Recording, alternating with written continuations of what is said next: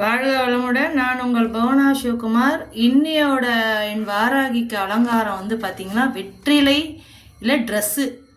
வெற்றிலையில் ட்ரெஸ்ஸை போட்டுட்டு மஞ்சள் மாலை, எப்போவுமே விரலி மஞ்சள் போடுவாங்க. நான் கொஞ்சம் வித்தியாசமாக கஸ்தூரி மஞ்சளை கட்டி போட்டிருக்கேன். சரி, அதை நம்ம அரைச்சோம்னா நம்ம கொஞ்சம் ஃபேஸுக்கெலாம் போட்டு யூஸ் பண்ணிக்கலாம் அப்படின்ட்டு இன்னைய டெக்கரேஷன் வந்து முல்லை மாலை. பூ வந்து ஒரு நாளைக்கு ஒரு பூ சொல்லியிருந்தேன். இன்றைக்கி முல்லை தான் கிடச்சிது.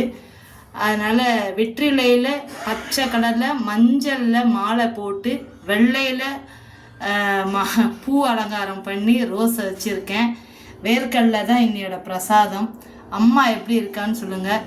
வேலைக்கு போயிட்டு வந்து நான் 5 மணிக்கு மேலே தான் என்ன செய்யலான்றதே யோசித்து கடை வாசலில் இருந்து டிசைட் பண்ணி அலங்காரம் பண்ணுவேன்.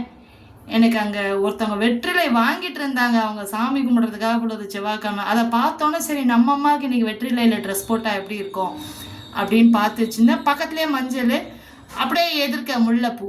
இப்படி தான் நான் பிளான் பண்ணுறதை கண்டி நாளோ அது மாதிரிலாம் பண்ணுறது கிடையாது. இது எங்கள் வீட்டு ஜாதி.